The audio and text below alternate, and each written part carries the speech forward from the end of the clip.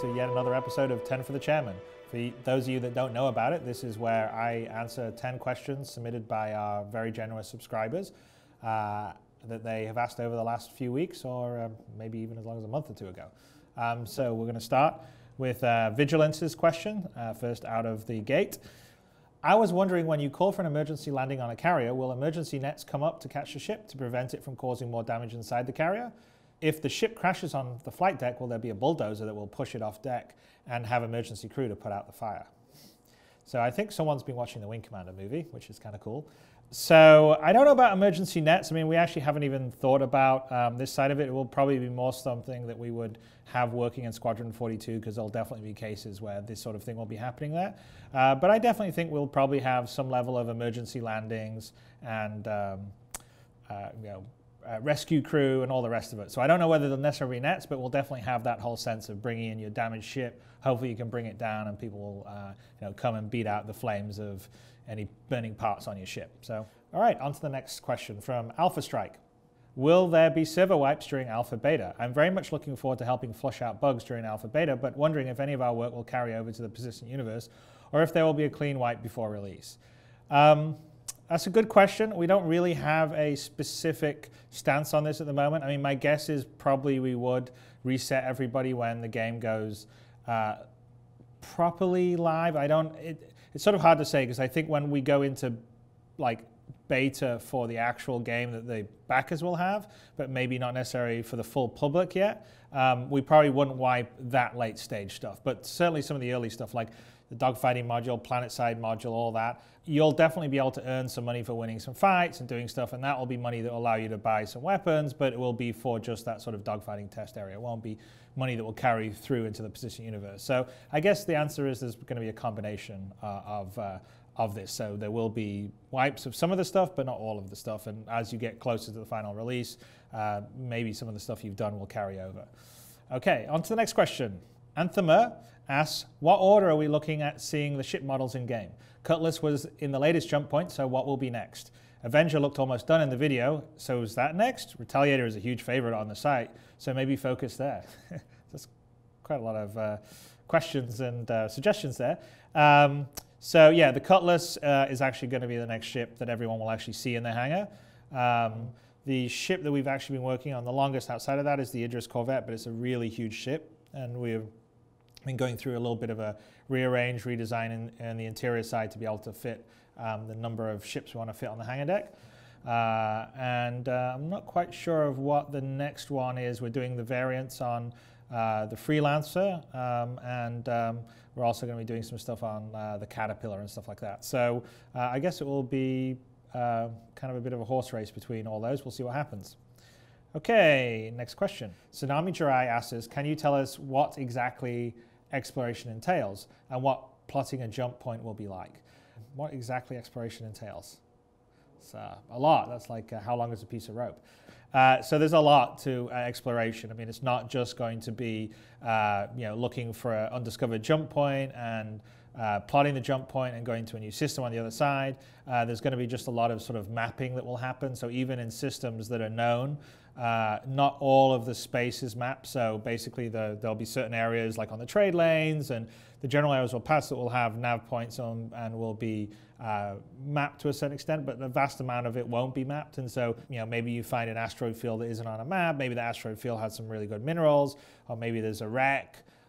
So we're going to try and sort of add things to discover even in known space. So we're really sort of trying to up the amount of things that you can do if you're an explorer, where it's not just about jump points or finding a new system, although that's pretty cool. But obviously that's, we can't do everything all at once at the beginning, so that's all stuff and content we'll build to. And then the other thing I'll say is that we're, doing a lot of work and R&D on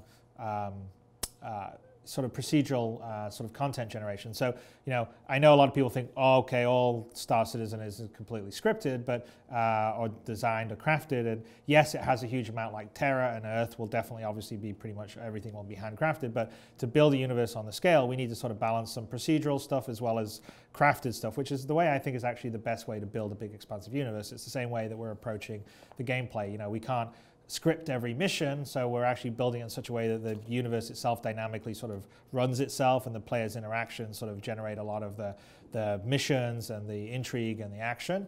So I didn't answer, what will plotting a jump be like? Well, it should be a lot of fun and very scary and very risky. So, jump point's sort of a rip in the space-time continuum that takes you instantly between, well, almost instantly between two parts, many light years apart from each other. And so the concept with it is sort of to have, I don't know whether it's a space-time fabric sort of, I don't know, big breaker, if you want to think in surfing terms, that you want to surf in, and you've got to hit exactly the right lines, or else you're going to go off track and potentially, get ripped apart or spat out in some random part of the universe. And obviously this will require a combination of some skill, some specific equipment, but once you've gone through and you've recorded your jump, so to speak, you can then turn around and sell that to the government, or sell that or share it with your friends. And obviously you can name a jump point or a system after you, which should be pretty cool. But it should be like trying to ride the hairiest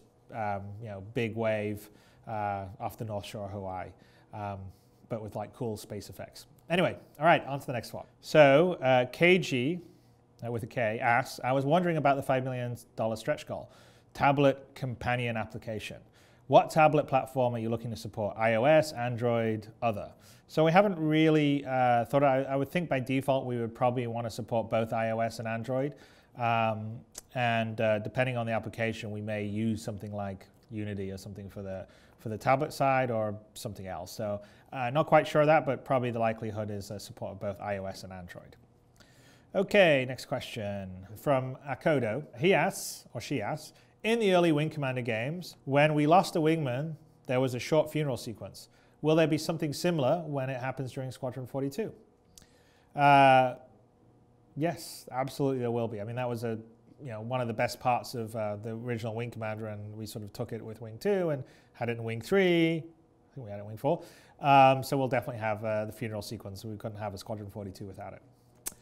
Okay, on to the next question. Revan67 asks, will organizations upon discovering new systems be able to colonize planets, build stations, put up defenses? So that's a great question. That is actually something that we long-term want to do. Not so sure, well, you'll be able to do the fullest of that on initial release. Longer term is to do it fully, but shorter term, we certainly will have some mechanics in there that will allow planets themselves or outposts themselves to evolve during the game based on player action or what's happening in the universe, which I think will be really cool and will fold into sort of my goal of a living, breathing universe. We're already looking at organizations, groups of players being able to sort of buy and build up some industry on various planets. So a certain aspect of that will be there, but to have completely new planets that you're fully colonizing, doing all the rest of the stuff, that is definitely a goal. We are definitely working towards that. That is in the feature set we want to promise, but it probably won't be on the initial release just because it's got a lot of stuff to do with it. But again, that's along the lines of some of the procedural R&D that we're doing. Okay, on to the next question. Alf at Justice asks, will there be short-range voice communication to hail other unknown vessels or call for help? Yes, absolutely, yeah. So you should be able to hail nearby vessels even if they're not on your friends list. And you should be able to put out a global sort of distress call, help me, I'm under attack, or that kind of thing. So I guess the answer would be yes in that. Okay, next question. Big Damn Heroes asks, how is the one server setup going to work with servers being hosted in various parts of the globe? If I'm in a guild with someone from, say, Australia, how would we get grouped together if I'm playing on a US server and they're playing in the Australian hosted one? The thing to remember in our server setup is that we have one central server that is basically the general tasking server, but the actual servers that would handle the local, say, instance information when you're flying in space, you're dogfighting against someone, figuring out when you're on a planet what the other people are doing right next to you, they're actually mostly going to be distributed around the world. So that's where the local instance servers spin up.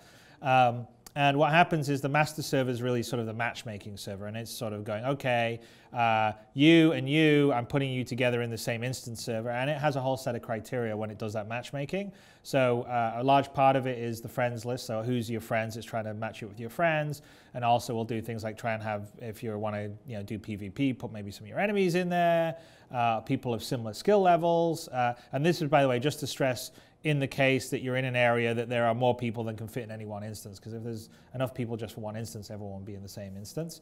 You know, with a few exceptions, but you know, like if someone's in a safe area and they don't want PvP, and someone just wants PvP, then maybe there would be 2 instances, one for the PvP, one for out the PvP. But generally what happens is there's a whole sort of matchmaking criteria, and it's based on ping, friends list, associates, persons of interest, enemies, skill level, and it sort of uses those criteria to sort of match you up dynamically as you move around. Like as you fly around space, you go from area to area, it's matching you up and putting you in and out of different instances, and it's doing exactly the same down on the planet.